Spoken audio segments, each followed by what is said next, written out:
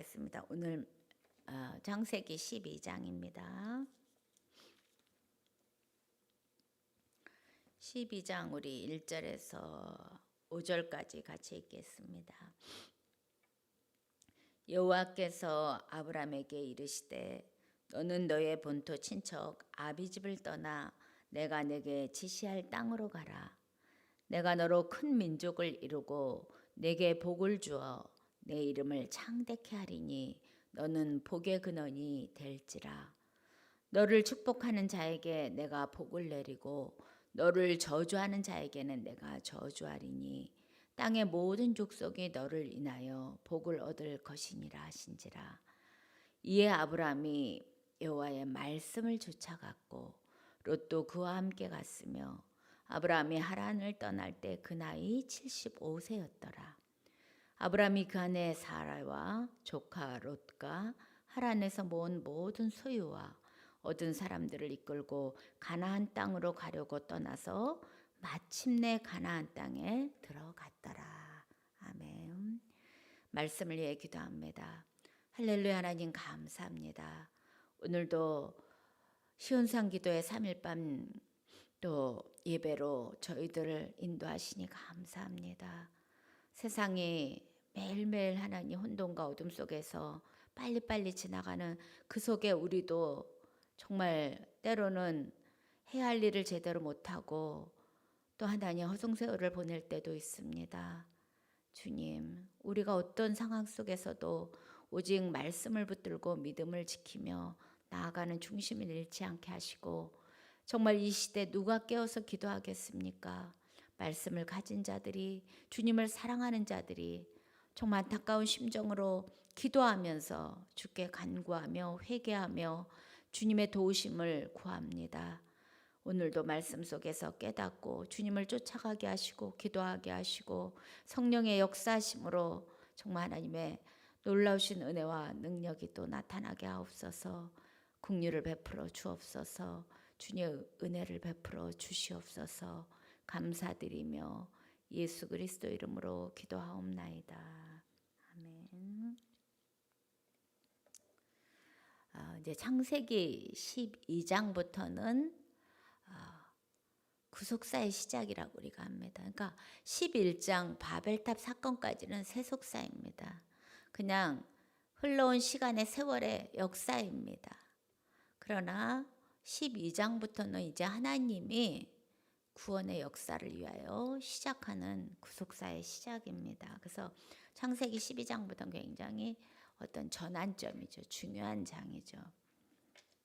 근데 이 12장에서부터 주인공이 이제 아브라함이 등장합니다. 근데 이 아브라함이 등장하는 전에 아브라함이 등장하는 배경, 아브라함의 족보에 대해서 그 앞에 11장의 10절부터 사실 기록되어 있습니다. 바벨탑 사건으로 하나님의 언어를 혼잡게 하시고 다 흩어버리십니다. 그러면서 민족들이 흩어져 살게 되죠. 그러면서 창세기 10장에 야벳의 족속의 족보가 나오고 또 함의 족보가 흘러나오고 또 셈의 족보도 기록되어 있습니다. 근데 그 10장의 기록에 셈의 족보를 기록하면서 에벨이 두 아들을 낳았는데 이름이 벨렉이라 하고 그때 세상이 나뉘었으며 벨렉의 아우의 이름은 욕단이며 이러면서 에벨의 그 두 아들 얘기를 하고 벨렉과 욕단 중에 욕단의 족보만 기록을 합니다. 10장에서는. 그리고 11장에 와서 이제 10절부터 셈의 후손에 대해서 족보를 다시 기록합니다. 10장의 셈은 100세 홍수 2년, 홍수가 끝나고 2년 후에 100세가 되는 셈이 아르박삭을 낳았다. 이렇게 나옵니다. 셈의 아들들이 10장에는 엘람과 아스로와 아르박삭과 룻과 아람이요 5명이거든요. 그 중에 아르박삭의 족보만 기록합니다. 그러면서 아르박삭이 누굴 낳냐면 셀라를 낳았다. 그리고 셀라는 에벨을 낳고 아까 에벨을 낳을 때 벨렉과 욕단이라고 그랬잖아요. 세상이 나뉘었다고. 욕단에만 기록했는데 여기는 벨렉의 족보가 기록되어 있습니다. 그러면서 벨렉은 또 누구를 낳냐면 르우를 낳았고, 르우는 또 수룩을 낳았고, 수룩은 나홀을 낳고, 나홀은 데라를 낳았더라. 데라의 이야기가 나옵니다. 데라가 누구입니까? 데라가 아브라함의 아버지이잖아요. 네, 아비입니다. 그러면서 26장부터 데라에 대해서 좀 자세하게 기록하고 있습니다. 11장 26절에 데라는 70세에 아브라함과 나홀과 하란을 낳았더라. 데라의 세 자녀의 이야기가 나옵니다. 그러면서 27절에 데라는 아브라함, 나홀과 하란을 낳았고, 하란은 롯을 낳았으며, 이랍니다. 롯이 하란의 자녀라는 얘기입니다. 그러면서 하란은 아비 데라보다 먼저 본토 갈대아 우르에서 죽었더라. 그러니까 이들이 살았던 배경이 갈대아 우르라는 거예요. 이들의 본토가 시작된 것이 갈대아 우르라고 그 무대 배경을 설명해 줍니다. 그러면서 아브라함과 나홀이 장가들었으며, 아브라함의 아내 이름은 사레요, 나홀의 아내 이름은 밀가니 하란의 딸이요, 이렇게 나옵니다. 그리고 사레는 잉태하지 못해 자식이 없더라 하면서 31절에 가면 갑자기 데라가 그 아들 아브람과 하란의 아들 그 손자 롯과 자부 아브람의 아내 사레를 데리고 갈대아 우르에서 떠나 가나안 땅으로 가고자 하더니 하란에 이르러 거기 거하였으며, 이렇게 갑자기 그들이 갈대아 우르에 살던 사람이 데라가 갑자기 가나안 땅으로 가려고 합니다. 그러면서 아브라함과 그 아내와 그 죽은 아들의 손자 롯을 데리고 떠납니다. 그리고 11장 마지막에 32절에 데라는 205세를 향수하고 하란에서 죽었더라, 이렇게 하고 끝이 납니다. 그런 다음에 12장에 올라와서는 여호와께서 아브라함을 이르시되 하고 이렇게 나오거든요. 여러분, 요거를 조금 제가 설명을 해야 될 것 같습니다. 그러니까 본토 갈대아에 살던 사람들이잖아요, 그죠? 이 셈족의 아르박삭의 후예인 이들이 갈대아 우르는요 메소포타미아 지방입니다. 유브라데 강과 티그리스 강 사이에, 그죠? 메소포타미아가 강 사이라는 뜻이잖아요. 굉장히 옥토고 기름진 곳입니다. 그 바벨 바로 아래에 있는 지방입니다. 가깝습니다. 그들이 거기서 살았다는 거예요. 거기가 그들의 본토였다는 겁니다. 그런데 그들이 왜 갑자기 가나안 땅으로 이주를 합니까?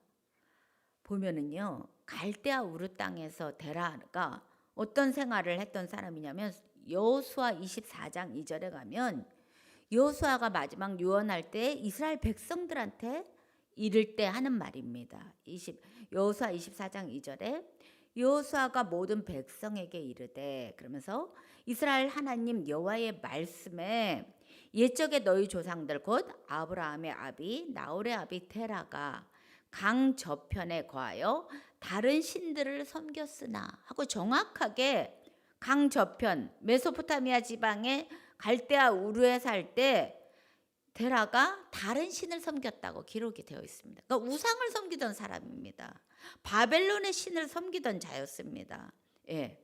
그래서 다른 외경 같은 데 보면 그가 신상을 만드는 자였다, 제사장이었을 그 우상을 섬기던 제사장이었을 가능성이 있다. 이렇게 철저하게 우상을 섬기던 데라가 왜 갑자기 아브라함을 데리고 가나안 땅을 향하게 될까요? 그 성경에 기록되어 있습니다. 갑자기 가나안 땅으로 간 것은 그 가정에 굉장한 영적인 문제가 생겼다는 것을 기록하고 있습니다. 그게 뭐냐면 사도행전 7장에 가면 스데반이 연설하는 것이 나옵니다. 스데반이 그 순교하기 직전에 그들에게 예수 그리스도를 설명하기 위해서 설명하는데 아브라함부터 설명을 합니다. 7장 사도행전 7장 2절에 이렇게 말합니다. 스데반이 가로되 여러분 부형들이여 들으소서, 우리 조상 아브라함이 하란에 있기 전 메소포타미아에 있을 때, 하란에 있기 전 메소포타미아면 어디 가겠습니까? 갈대아 우르입니다. 그죠? 갈대아 우르에 있을 때 영광의 하나님이 그에게 보여. 이렇게 말합니다. 가라사대 내 고향 친척을 떠나 내게 보일 땅으로 가라. 아브라함이 갈대아 사람의 땅을 떠나 하란에 거하다 그 아비가 죽음에 하나님이 그를 거기서 너희 시방 거하는 이 땅으로 옮기셨나이다. 이렇게 기록되어 있습니다. 그게 뭡니까? 그러니까 갈대아 우르, 우상을 섬기던 그 가정에 갑자기 뭐예요?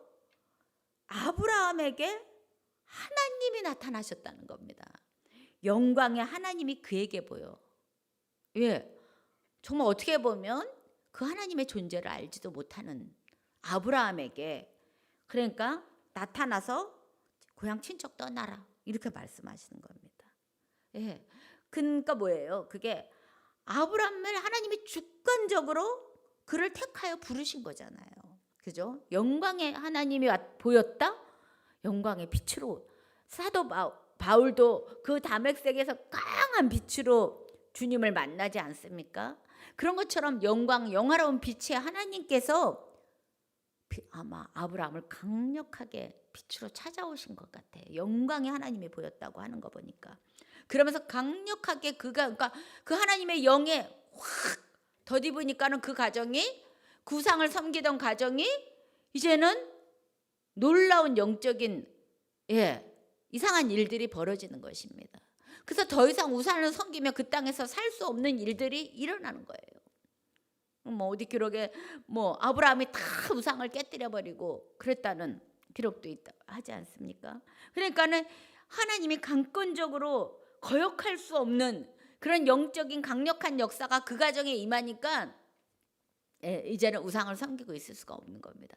그러니까 할 수 없이 데라도 그 우상 섬기던 걸 다 집어치우고 이제 그래, 그렇다면 그 신이 너에게, 아들에게, 아브라함에게 나타난 신이 말씀하신 대로 우리가 그 가나안 땅에 어딘지 모르지만 가보자 하고 그 가족이요 그것을 떠나는 것입니다. 그러면서 데라가 맨 처음에 출발하려는 목적지는 가나안 땅으로 가고자 하여 하고 출발을 합니다. 그러나 그가 가나안 땅으로 바로 들어가지 않습니다. 어디로 갑니까? 하란으로. 하란은요 북부 메소포타미아, 강만 건너면 끝나는 지역입니다. 강 건너기 직전에 그 하란에 머물러 버립니다. 그래서 그곳에서 아비가 그냥 자리를 잡아 버립니다. 일단 가나안 땅까지 못 가고. 데라라는 뜻이요 머무르는 자, 지체하는 자라는 이름의 뜻을 가지고 있어요. 그리고 그들이 히브리 민족이잖아요. 히브리 민족이란 뜻은요 강 건넌 자들, 건너온 자라는 뜻이 히브리 민족이에요. 그러니까 원래는 그 메소포타미아 지방에서 강을 건너서 가나안 땅으로 건너온 자들이라는 뜻이 히브리 민족의 뜻입니다. 그래서 이렇게 출발은 하나님이 강권적으로 그 가정에 아브라함을 부르셔서 떠나게 만드시는 겁니다. 그래서 가나안 땅을 향해서 왔고, 그러나 데라가 죽기까지 하란에 머물렀더라. 이렇게 사도행전 7장에서는 말합니다. 그리고 데라가 죽고 나서 아브라함이 그 땅을 떠났다 이렇게 표현하거든요. 그것은 조금 더 자세하게 이따 보겠습니다. 이렇게 해서 하란 땅에 머물게 된 겁니다. 그래서 아직 12장에는 하란 땅에 머물고 있는 상태입니다. 그런데 12장 1절에 여호와께서 아브라함에게 이르시되, 그러니까 이번 하란 땅에 여호와께서 아브라함에게 나타난 건 몇 번째 나타나신 거겠습니까? 두 번째 나타난 겁니다. 갈대아 우르에서 영광의 하나님이 보이신 이후에, 이들이 떠나온 이후에 하란 땅에 머물러 있으니까 다시 찾아오십니다. 두 번째로. 그래서 부르시는 겁니다. 아브라함에게 이르시되 너는 본토 친척 아비 집을 떠나 내게 지시할 땅으로 가라. 본토, 사실 우르는 떠나왔지만 아직도 멀면 그 하란을 떠나라는 겁니다. 너희 친척들 혈연관계 거기에 또 다 있겠죠. 떠날 때는 누구를 데리고 떠나냐면 데라가 떠날 때는 아브라함과 하란의 아들 롯과 자부 사레를 데리고 떠났다고 기록되어 있지만 나중에 보면 나홀의 그 가족들도 다 하란으로 이주해 옵니다. 창세기 28장 야곱이 보면 라반의 집에 갈 때 하란으로 가잖아요. 그런 거 보면 하란에 와서 아브라함의 친지들이 다 살았다는 것이죠. 그러니까 아비 집을 떠나라. 그러니까 뭐야? 거기서 자리 잡고 안정된 생활을 이제 떠나서 너는 분리되라 이 얘기입니다. 육의 생활에서 이제는 영적인 것으로 하나님 바뀌라는 거죠. 우리도 우리의 믿음의 길을 갈 때 분리시키고 떠나게 하시고 육의 삶을 벗어버릴 수 있게 하는 그런 것들을 많이 경험하지 않습니까? 그러면서 하나님이 2절 3절에 뭐입니까? 약속하시는 이거를 아브라함 언약이라고 우리는 소위 많이 얘기합니다. 어떤 언약을 하시냐? 내가 너로 큰 민족을 이루게 하겠다. 그리고 복을 주겠다. 또 하나는 네 이름을 창대하게 하리니 너는 복의 근원이 될지라. 복이 아브라함으로부터 나온다는 거예요. 복이 될지라. 그러니까 아브라함을 통하지 않고서는 복이 될 수가 없는 거예요. 왜? 복의 근원이 아브라함이니까요. 그러면서 너를 축복하는 자는 내가 복 주고 너 저주하는 자는 내가 저주하리니 땅의 모든 족속이 너를 인하여 복을 받는다는 거예요. 그러니까 복의 통로가 되는 겁니다. 아브라함으로 인해서 받는 겁니다. 이게 무슨 말입니까? 예. 이 아브라함의 언약을 한 번 주시는 게 아니에요. 계속 창세기 13장에 가도 15장에서도 10절 계속 주님이 여호와 하나님이 나타나실 때마다 아브라함에게 이 약속을 계속 네 자손이 하늘의 별과 같이 땅의 모래같이 이러면서 계속 이 아브라함의 언약을 확인시켜 주시거든요. 예. 그러니까 뭐야? 아브라함으로부터 모든 것이 복의 근원이 시작된다. 이게 무슨 뜻일까요? 예수 그리스도 이 구속의 역사가 시작이잖아요. 구원의 역사, 하나님의 구원의 역사가 시작되는 겁니다. 예. 그러니까 종착점은 예수겠죠. 예수님이 목적이잖아요. 그러니까 뭐야? 마가복음 1장 1절 신약에도요. 예수 그리스도 복음의 시작이다. 예수님의 복음의 시작이거든요. 근데 예수 그리스도의 족보를 보면 신약에 딱 처음 마태복음 1장 1절이 어떻게 시작됩니까? 아브라함으로부터 시작합니다. 아브라함과 다윗의 자손 예수 그리스도의 세계라. 그러니까 예수 그리스도의 시작이 어디서부터 시작되는 거냐면 아브라함부터 시작되는 겁니다. 믿음의 구속의 역사가 이제 아브라함이 출발점이야. 그래서 그가 민족을 이루고 창대케 하고 복의 근원이 되고 그를 위해서 아브라함을 통해서 예수님이 탄생하시기 때문에 예수님 통한 그 영원한 영생의 복이 아브라함으로부터 온다라는 이 표현을 쓰신 겁니다. 그래서 그가 정말 아브라함이 지금 물론 이스라엘이나 뭐 이스라엘 기독교, 유대교 또 무슨입니까? 모슬렘 저들도요 다 아브라함을 조상으로 합니다. 아브라함이 모든 민족의 진짜 조상이 됩니다. 창대케 하십니다. 그렇게. 그리고 그가 복의 근원이 되고 축복합니다. 무슨 일을 하든 너와 함께 하느니라. 그래서 아브라함이 가는 곳에 하나님이 쭉 창세기는 그 복이 임합니다. 또 저주하면 저주. 그러니까 바로 그 뒤에도 아브라함이 인해서 재앙을 내리는 그런 모습이 나옵니다. 그러니까 아브라함에게 정말 저주하는 자, 아브라함을 대적하는 일이 있으면 하나님께서 재앙을 내려오시고 저주를 내리신다는 겁니다. 이렇게 아브라함을 통해서 하나님이 하시겠다는 확실한 약속을 하십니다. 그러니까 뭐예요? 4절에 이에 아브라함은 아브라함으로 변하기 전에 아브람 높은 아버지라는 뜻을 그게 이제 아브라함으로 하면 열국의 아버지 변합니다. 이렇게 아브람이 여호와의 말씀을 쫓아갔다. 여호와의 말씀에 약속을 주셨습니다. 언약을 주셨습니다. 그런데 보이지 않잖아요. 그 내가 뭔데 큰 민족을 이루고 창대하고 어마어마한 얘기를 하시잖아요. 그러면 그게 잘 안 믿어져. 아, 이게 뭐야? 진짜 이거 믿어도 되는 거야? 이럴 수 있죠. 근데 아브라함은 뭐예요? 여호와의 말씀을 쫓아갔고.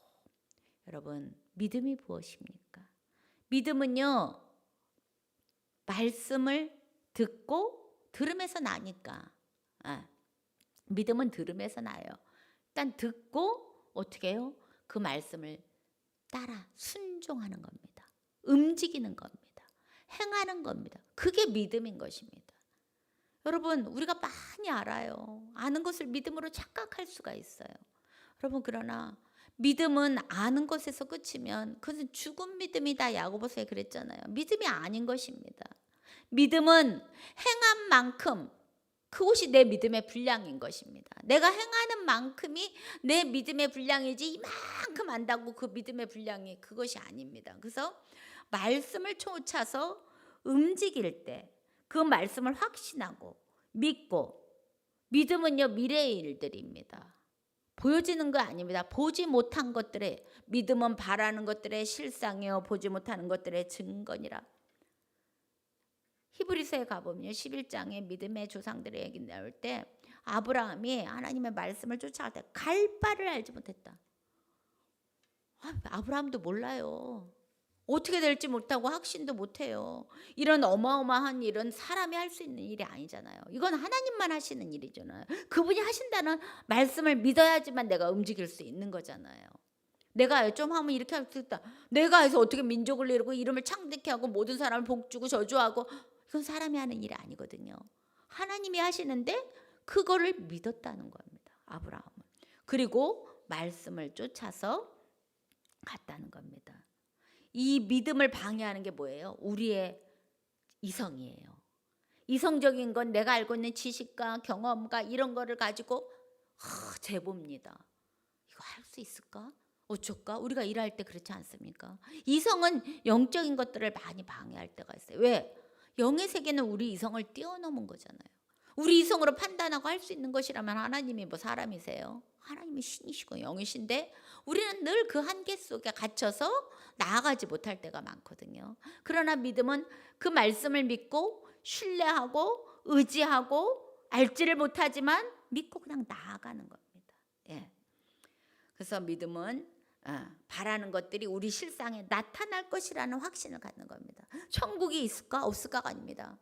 내 믿음이 천국이 있다고 믿으면 그 믿음대로 천국은 바로 우리의 실상에 대해서 나타날 것이라는 확증을 갖고 나아가는 겁니다.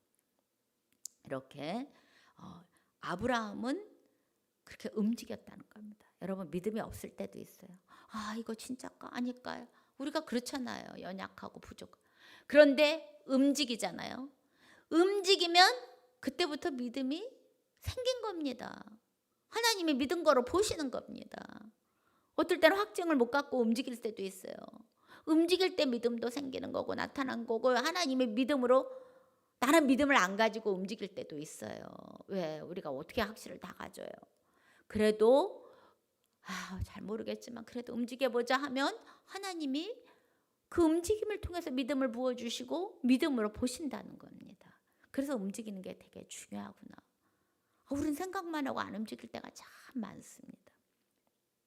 그래서 그가 롯을 데리고 하란을 떠납니다. 그때 나이가 젊은 나이도 아니에요. 75세였더라 이럽니다. 그러니까 여러분, 참 여기서 나이가 처음 나오잖아요. 75세였더라. 근데 그 앞절에 데라가 205세를 향수하고 하란에서 죽었더라 이럽니다. 근데 사도행전 7장에서는 데라가 죽은 후에 떠났다 그러면 데라가 205세에 죽었는데 그때 아브라함의 나이가 75세야? 그러면 하란이 정말 데라가 몇 살에 난 게 됩니까? 130살 정도 때 아브라함을 낳은 게 돼버리거든요. 근데 26자 데라는 70세 아브라함과 나홀과 하란을 낳았더라. 그냥 그 표현만 되어 있어요. 그러니까 70세 이후부터 자녀를 낳긴 낳았어요. 누구부터 낳는지 꼭 앞에 나온다고 첫째는 아닙니다. 성경에 중요 인물들이 앞에 많이 나오기 때문에. 그런데 만약에 사도행전 7장 말처럼 아버지가 하란에서 죽고 나서 떠났다 그러면 아브라함 75세면 데라 205세에 죽은 것을 기억하면 데라가 130살쯤 돼갖고 아브라함을 낳나? 이렇게 얘기가 되거든요.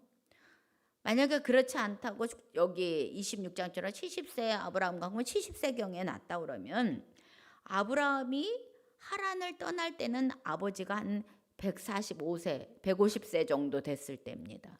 아버지를 남겨두고 아브라함이 떠난 거고 그 후에 아버지가 205세까지 그 하란에 머물면서 자손들과 머물면서 거기서 죽었더라 할 수도 있는 겁니다. 근데 성경의 스데반의 기록에 사도행전 기록에 의해서 아버지가 죽고 떠났다 그러면 130세에 아브라함이 태어난 거로 그렇게 볼 수 있습니다. 사실 뭐 그거를 우리가 정확히 알 수는 없지만 성경을 있는 그대로 보면 그렇게 해석할 수 있다라는 것입니다. 그런 것에 의문을 가지실 분도 있습니다. 나이가 기록된 것이 보고 그 나이는 그렇게 지나가겠습니다. 75세 아브라함이 아내와 조카 롯과 하란에 꽤 머물렀던 것 같아요. 거기서 소유도 얻고 사람들도 얻었으니까. 그래서 이제 하나님이 가라 이제 하니까 이제 진짜 갈대아 우르에서 출발했던 목적지가 가나안 땅이었잖아요. 가나안 땅에 가려고 온 거지 하란에 가려고 온 거 아니었잖아요. 이제는 그가 가나안 하나님이 말씀하신 목적지로 가는 것입니다. 그러면서 5장 5절 표현에 마침내 가나안 땅에 들어가더라. 마침내입니다, 여러분. 우리가 끝까지 그거를 해내야 되는 겁니다. 시작이 반이다 하고 시작만 하다 말면 이루어지는 게 없어요. 성경도 보면 고난도 힘든 것도 갖가지 역경도 다 이겨내고 마침내가 되었을 때 하나님 약속이 이루어지는 겁니다. 창세기 26장에 이삭도 막 아비멜렉의 그 종들과 우물 파는 거로 싸우고 뭐 여러 가지 이삭도 힘든데요. 이삭도 보면 마침내 그러한 것들을 다 겪고 난 후에 고난과 어려움도 다 이기고 오직 하나님을 의지하고 믿음으로 갔을 때 마침내 거부가 되었더라. 마침내입니다. 우리의 신앙은 여러분 끝까지 가셔야 되는 겁니다. 끝까지. 그래서 가나안 땅에 들어가서 세겜 땅 모래 상수리 나무, 모래는 지명이에요. 모래 상수리 나무에 이르니 그 땅에 아직까지 가나안 사람이 원주민이 살고 있잖아요. 그새 땅 이미 약속했다고 땅 바로 주시는 것도 아닙니다. 그새 가서 정말 아브라함의 땅 없습니다. 땅 준비해 놓고 야 아브라함아 여기 네 땅이야 이렇게 하신 거 아닙니다. 그냥 무작정 하나님만 매일매일 의지하고 하나님이 다 가르쳐 주시고 보이는 거 아닙니다. 그날 우리의 믿음이 다 가르쳐 주고 가면 얼마나 쉽습니까? 목적지는 확실합니다. 가야 하는 방법도 하나님이. 그러나 우리에게는 모르는 게 너무 많아요. 그래도 우리는 그날 주님이 주시는 은혜로 또 기도하면서 그때 힘 주시면 이겨가면서 우리의 신앙은 그렇게 가고 있는 겁니다, 여러분. 그러나 끝까지 마침내까지는 가야 하는 것입니다. 그래서 그 땅에 도착해서 이 땅을 네 자손에게 주리라.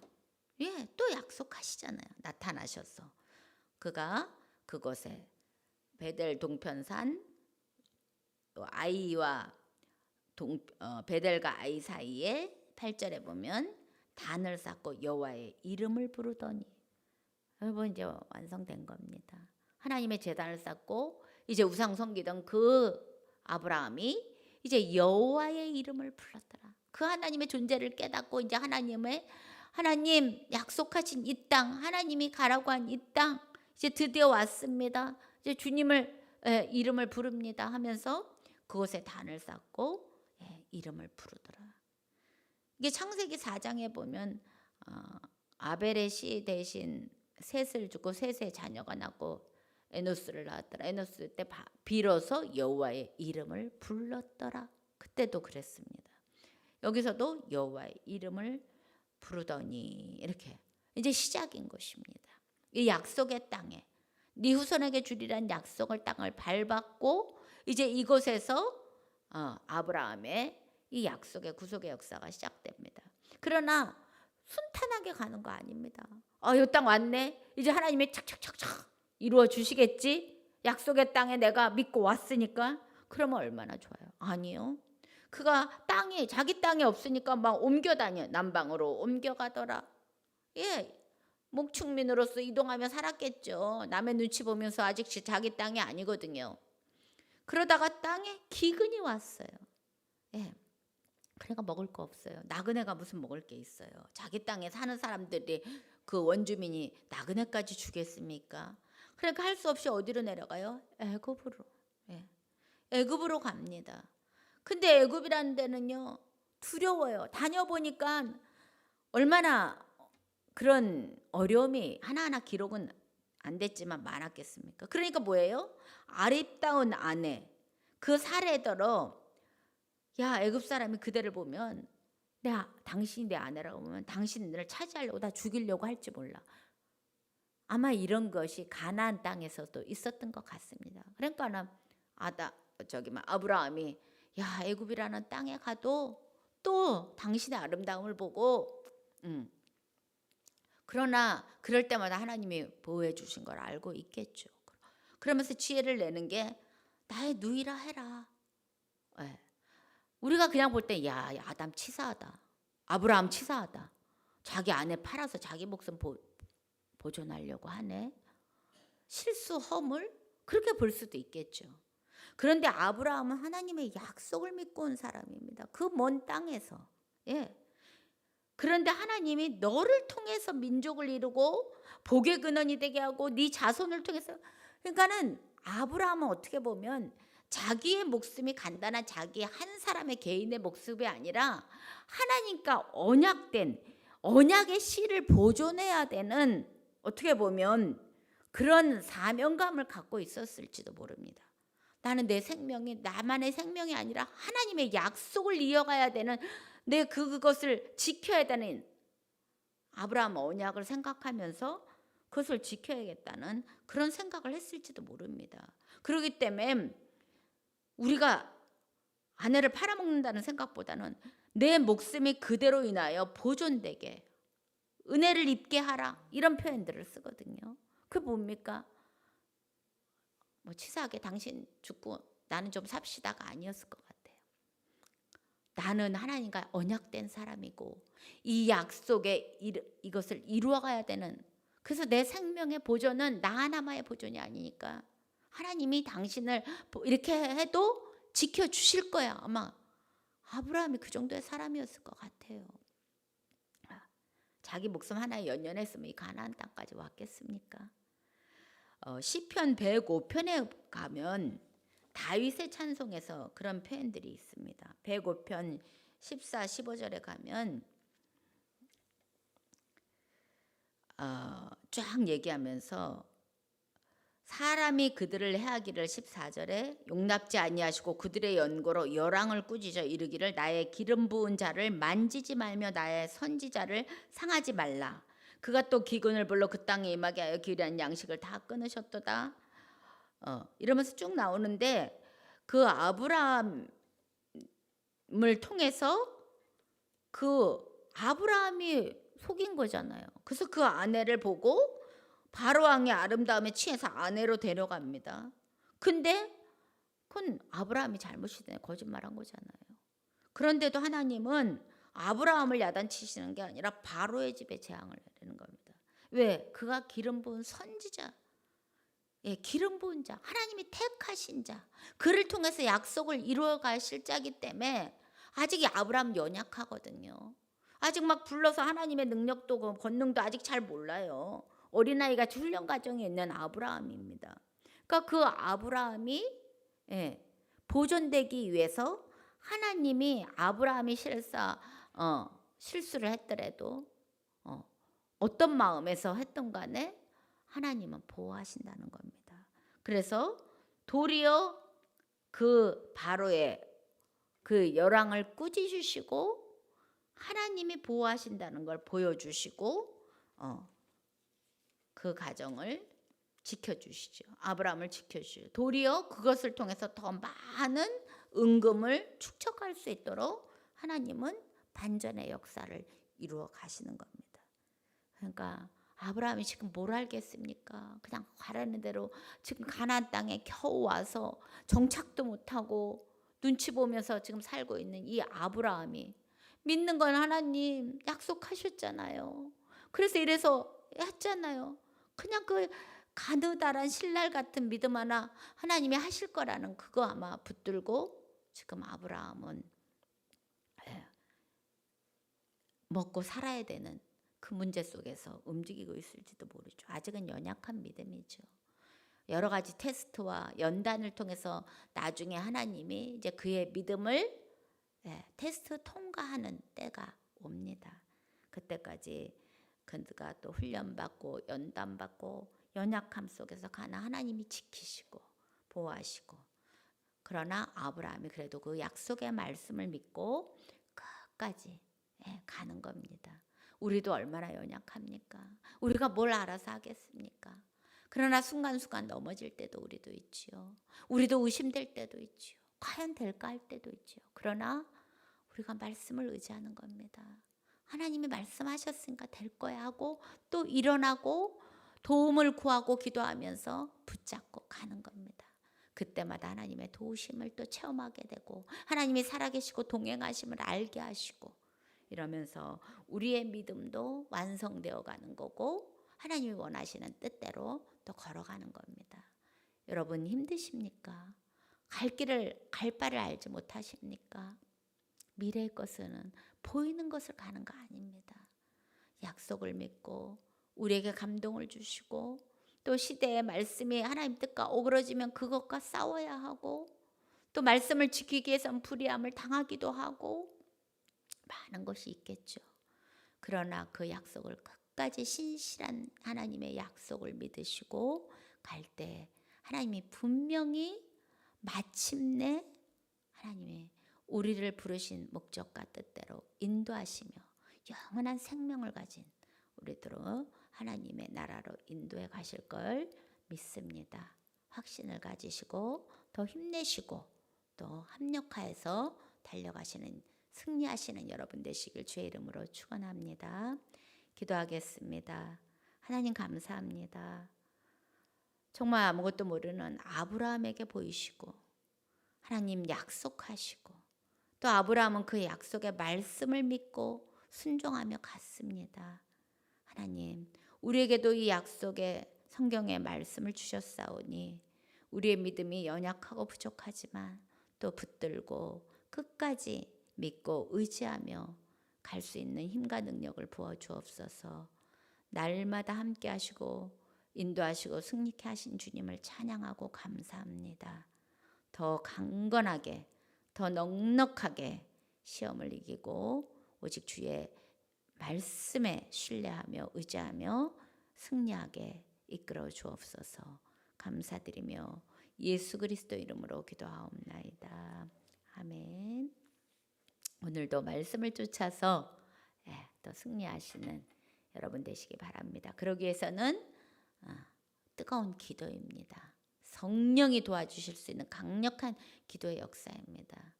지금 기도하지 않고 세상이 너무나 어수선합니다. 막 혼돈스럽습니다. 무엇이 진리고 무엇이 믿음의 사람들이 선택을 해야 되는 분별력도 흐려지는 그런 시대입니다. 분별할 수 있도록 어떤 줄에 서야 되는지, 무엇을 택해야 되는지, 어떤 것을 믿고 가야 되는지 우리가 또 기도를 통해서 하나님이 주시는 응답을 가지고 또 힘있게 이겨내시기 바랍니다.